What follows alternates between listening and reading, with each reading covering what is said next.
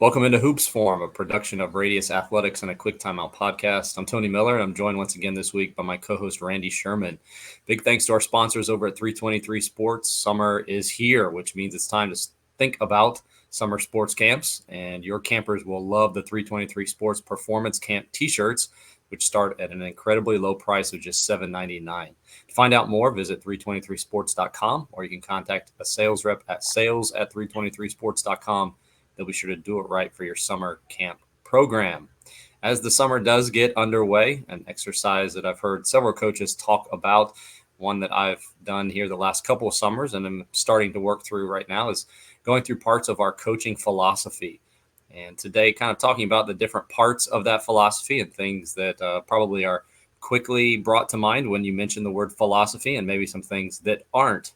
But Randy, this is something that you work with kind of through different parts of it with your ramp program. Am I correct? Yes, absolutely. I think this is a great beginning point for the coaches I work with when right away our first interaction. I like to dive into this if they'll let me. Sometimes I gotta they want to talk X's and O's, and I got to kind of finesse them back to like, wait, let's zoom out first, and then we'll zoom in. But yeah, this is something I've been doing for years, and we're going to look at really some resources that members have created, not necessarily that I have created.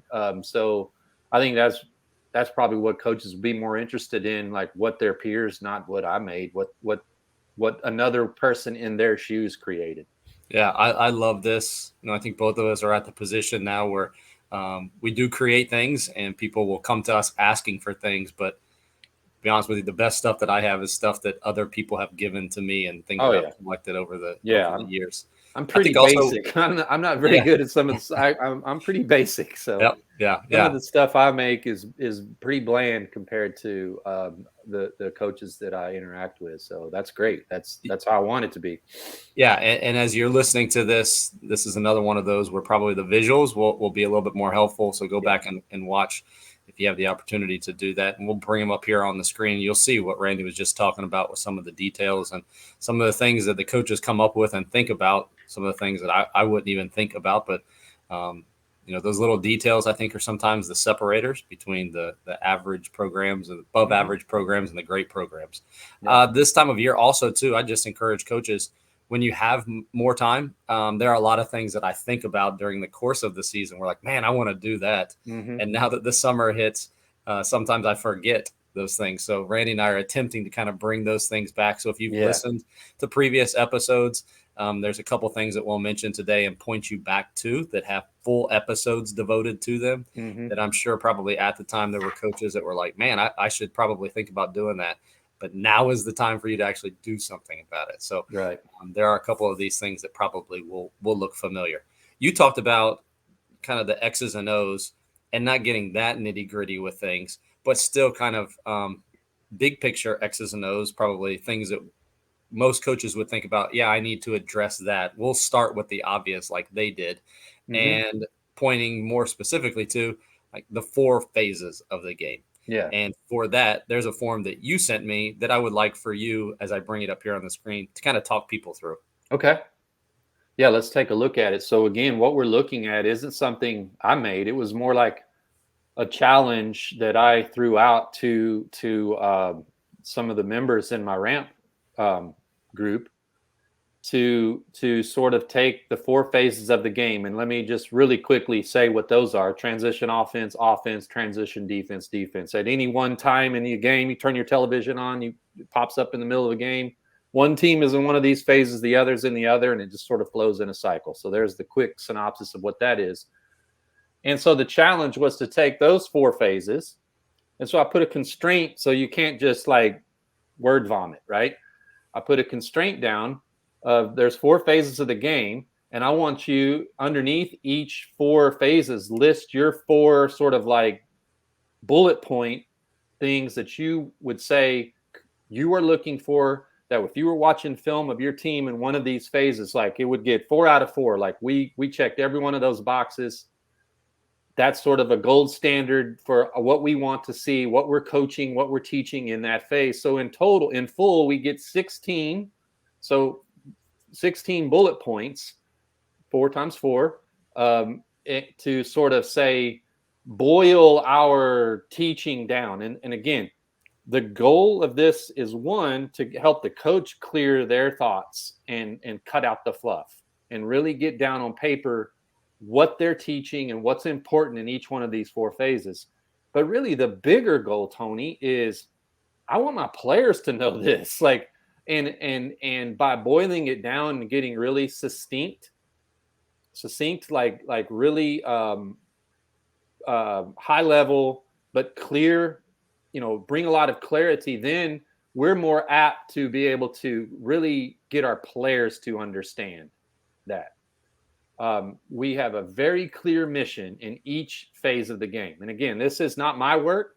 This is the work of a coach who took that challenge, that assignment, 4x4, and this is what I got back from them. So you see what they're talking about. What you've got on the screen right now is the 2 defensive phases, the transition to defense and defense. So they've got 4 bullet points that create sort of like a rubric where they can look at their play, look at their team, look at their film and say, hey, in this one transition defense possession, did we protect the rim and locate the ball? Did we slow the advance of the ball? Did we neutralize their attack and make them set it up? And did we communicate and match up? So if all 4 of those criterion are met, then check. Then that's what we're teaching, and it's carrying over to the court. I love this idea, and I love the exercise because of what you mentioned with your players. We hear frequently, if you were to ask your players what's the most important thing, what would they say? And this gives you a very easy way to get to that.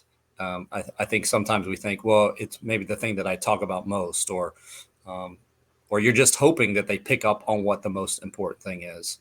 Yeah. But I'll go back to just this whole exercise in general. When I did this the first time, the process of actually writing everything down made me realize what I actually think is important, what I don't think is important, rather than this just a bunch of random thoughts kind of out there that sometimes maybe I talk about and sometimes I forget to talk about with my team.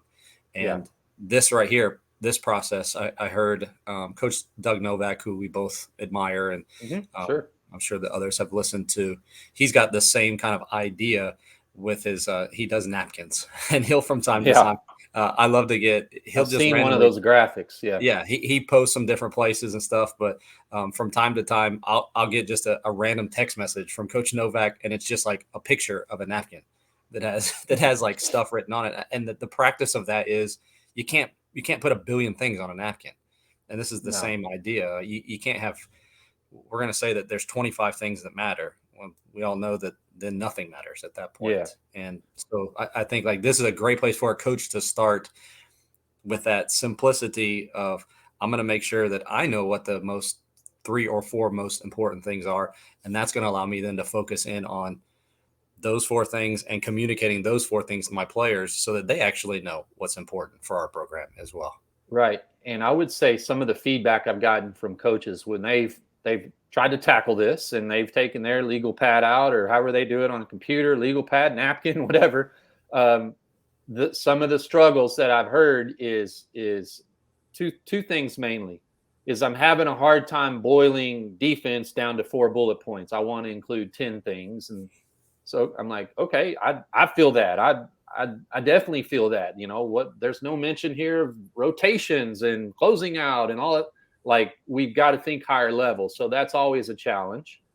And the second thing is I'll get an email or a message or even on a one-on-one with a coach, be like, well, I've got it in 3 phases. I'm good. I've got it, my 4 bullet, but I'm struggling with this particular, some teaching points and some in this one phase. So maybe it's the one phase of the game that they really haven't emphasized in the past, or that they haven't really studied or haven't really landed somewhere philosophically yet. And then I sort of help them through that. So those are the 2 pieces that if you are watching or listening and want to embark on this, so maybe that I can anticipate some troubles for you already by pointing out that like but constraints are good for us, Tony. They are good for us. Like saying no 4 and no run-on sentences, no like including 4 things in one of the bullet points, like just like try to get it down boil it down. That's good for us. It creates clarity in it, and it makes it memorable, and therefore I can relay it to my players. Mm-hmm. So Mm-hmm. yeah, man, there might be a phase that you're just a little cloudy with, and that's okay. Like, let's talk about it. Let's research it. Let's ask some other coaches what they to help me land somewhere where I can start teaching that phase a little bit more. I won't say better, but clearer. And this is going to do what you preach all the time. It's going to make us edit and get rid of things that are really just the fluff and the extra, right?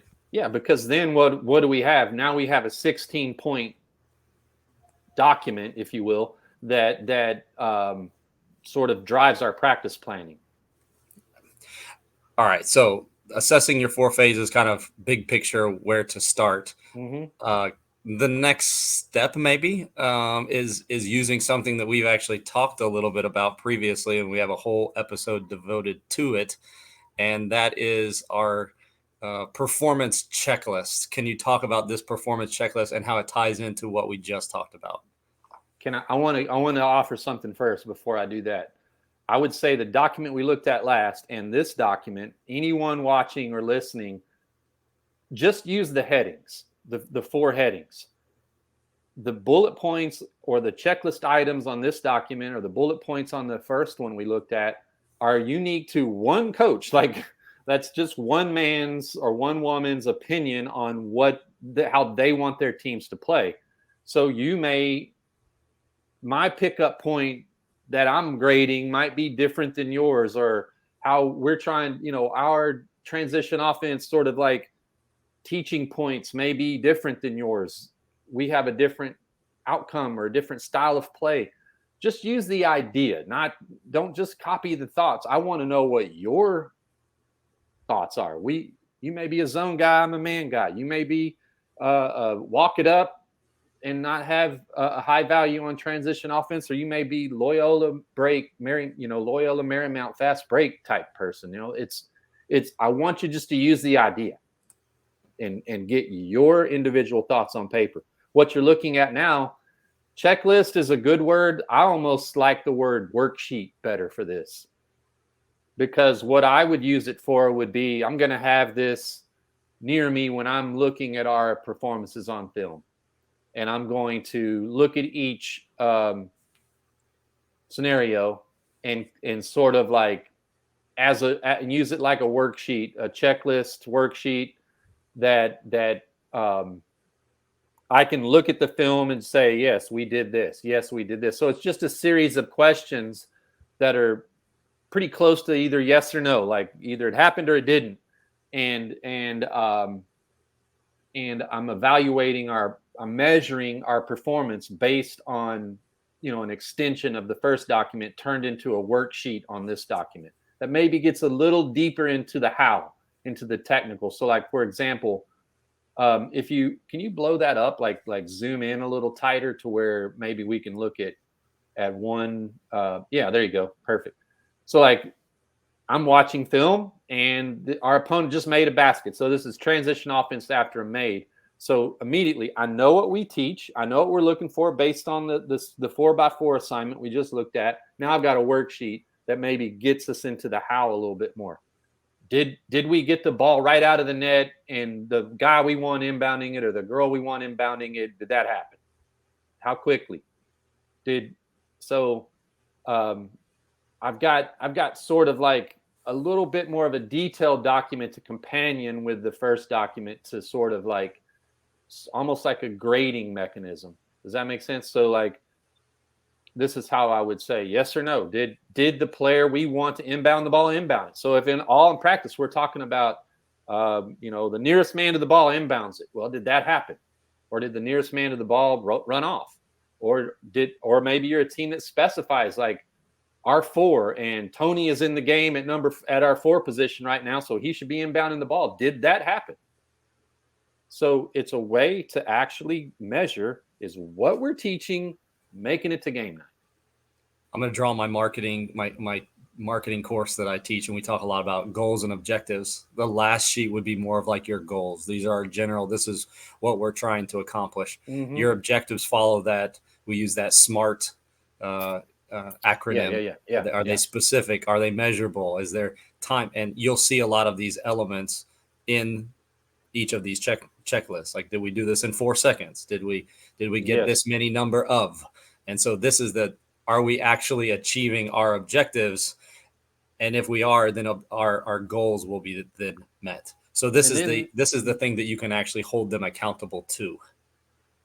And then what you can do is take it a step further as a coach and say, okay, let's say I'm looking at possessions, and after I get some sample size, and what do I have? Like 1, 2, 3, 4, 5 things there, and I'm able to say, yes, yes, yes, yes, yes, 5, all 5 of them. We got them all. And then I can look at that possession and say, okay, when we get 5 out of 5, we score this percentage time, or our points per possession when it's 5 out of 5 on our rubric is 1.11. When we get 3 out of 5, it's 0.86. So look, guys, like, this is important. Like, I can start to connect outcomes with objectives and measure it how I'd like to, or I can disprove myself, right? If I can disprove myself, like, we did, if maybe this isn't important. Just because we can measure it doesn't mean it's important. This is the practical application of the analytics. If you're wondering kind of where to start or how to implement them, rather than just having these random numbers that you think are tied to something that you're trying to achieve. This is a checklist or a worksheet that you can, once you've created whatever your objectives are we meeting those? And then are these numbers actually telling the story that I want them to be telling? Are we playing away? And this is I'll bring it full circle here, because you started with make your own according to what you want. Yes. If coaches want, we have this document available to you. And the first time that we talked about this, because there's an entire episode that we'll link down in the description where Randy and I went through this pretty specifically and talked about it for about 25 or 30 minutes. We won't go back and talk about all those things right now, but after that episode was over with, I actually took the document and created my own. So if you want, you can get one of each and see, and there's overlapping, and some of the things that were on Randy's sheet, I kept. Other things I adjusted for my team, and like he said, for my program. And so you can have those 2 sheets side by side and kind of use those as a guide. Okay. And this is what ours wants to look like. And so can modify it. But then we did talk about this on the previous show. This is the thing that you can not just say to your kids, we didn't achieve this. You can hand this to them during a film session. And we did it. Randy suggested this before. They filled it out. And they were able to see, okay, are we actually doing the things that we've been talking about? And it's just another way to tie everything together and emphasize to them and to each other, like, this is the stuff that matters, and this is what we're going to do, and are we doing it, and that kind of thing. Yeah. That's good. I mean, we all want what do we want as coaches? Clarity. We want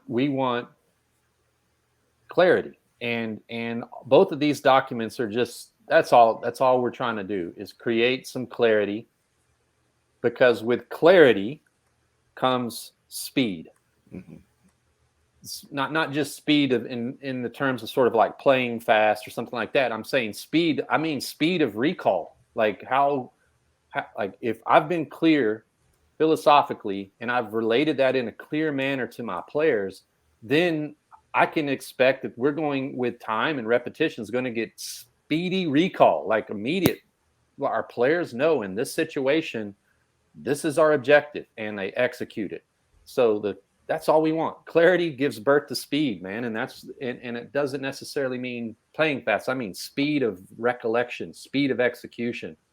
And, oh, coach, I forgot, or, oh, I didn't know, or not. No, we're trying to reduce all that and get it to, this is, we transition to a phase and we know, bang, bang, bang, bang, bang, 4 points. This is what we want. And that's executed quickly and consistently. Yeah.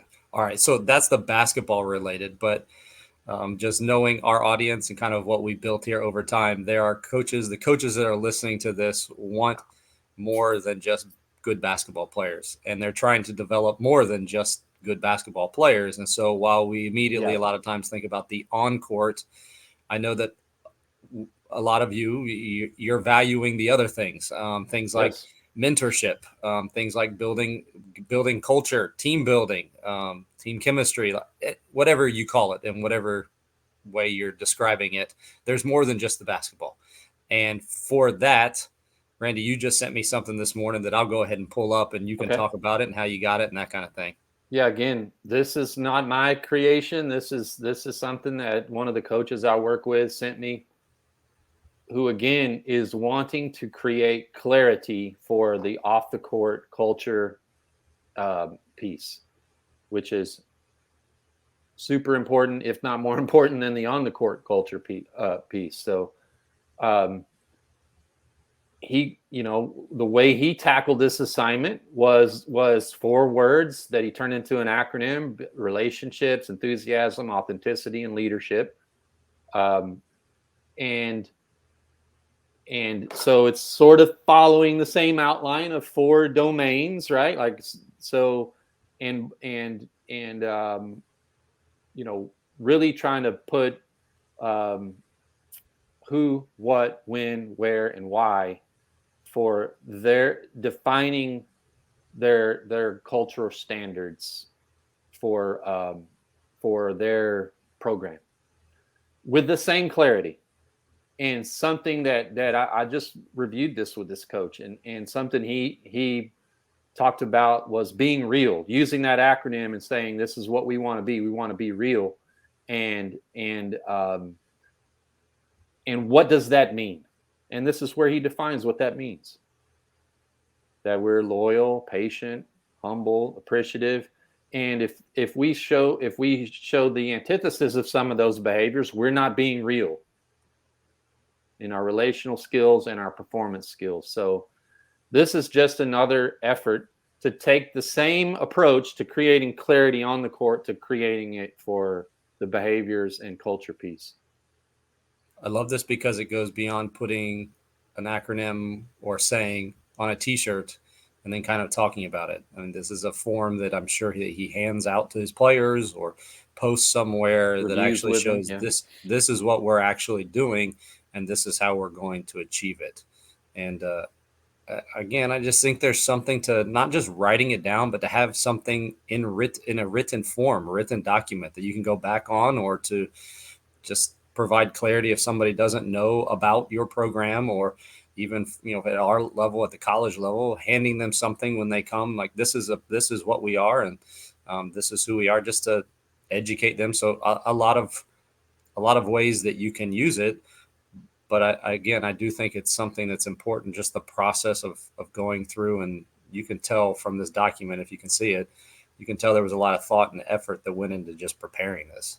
Yeah, one thing that the coach that shared this with me said too, that he noticed that in his first year, it was more like, okay, players, this is your behavior guidelines. But he noticed that in himself and in his coaching staff, in the coaches that maybe worked on his JV or ninth grade or helped him as an assistant varsity coach, when they weren't really doing a great job coaching, it was usually because they weren't upholding one of those things. They weren't being patient. They weren't being appreciative. The coach behavior and his own behavior was also falling short of this ideal that he created this in this document. So it's something too that we all buy into. We should, as players and coaches. Yeah, I love this. Love this. All right. Before we wrap up, anything else come to mind as things maybe they should consider here in the off season? Well, I think the off season is a time to do your research. If there's some changes you're going to make, this is when to sort of dive into the research, investigation of options, and learning period. So that's good too. But it's also a time of year where maybe it's a good time to take a break. Just say, I'm going to take a little hiatus from all of that for a month, 2 months, a week, whatever you think you need to sort of, I guess, you know, we if our body was tired, we would give it rest, right? If our body was sore and in pain, we would take a moment to take a day off. I'm not going to go running tomorrow. My knees and hips hurt from running on concrete for 5 straight days or something like that. You would take a rest. You would pay attention to that feedback and follow it. I would say the same thing for your mind should be applied. So I predict you would be a better coach if you took some time away. Mm-hmm. Just a little bit, however much you need. Same thing. I'm not going to take a month off of running because my hips and knees hurt. Just a couple days, my body will refresh, and however as long as needed. Yeah. So that'd be a couple things I would advise. One thing that I've done that I've enjoyed taking some time to talk to. You never take a break, man. Quit lying. I do. This week I'm on vacation, actually. Came off of vacation just to talk to Randy this morning.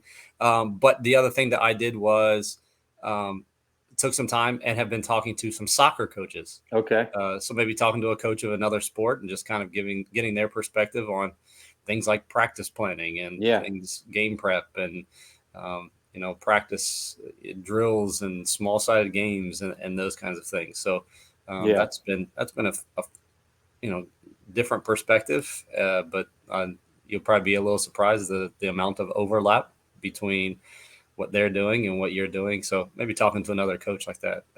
It's a good idea. Yeah. That's one thing. I think conversations like that really make you zoom out to see the high level commonalities in sport. Yeah. And that's always worthwhile. Yeah, for sure. One other thing that they can do is maybe dive into one topic, and one topic that they could dive into this coming Tuesday, May 23rd. Am I correct? May 23rd is what, Randy? Well, 2-3 zone web clinic that we're going to do. We're going to look at a little bit of film, some diagrams, and talk about the ins and outs of playing 2-3 zone defense, whether you want to do that primarily like every possession or just sort of it be something that's a complementary defense or something like that. I think this would be a good learning opportunity for you. We'll be sure to include links for that down in the description. You can sign up for that there or just follow along Randy and I on our Twitter accounts. We'll be sure to post those several times here over the next few days so you can be a part of that. If you can't join it live, we'll have replays of that are available, most likely going to be on CoachTube. We'll also post links for that afterwards as well. Thanks to all of you who joined us this week. If you missed any part of the live show, you can go back and watch or listen. To watch, just search Hoops Forum on YouTube. You'll find the full version there on Randy's YouTube account. If you're more inclined to listen, the audio version of the show is found on any podcast platform. Just search A Quick Timeout. For Randy Sherman, I'm Tony Miller. We'll talk to you again next time on Hoops Forum.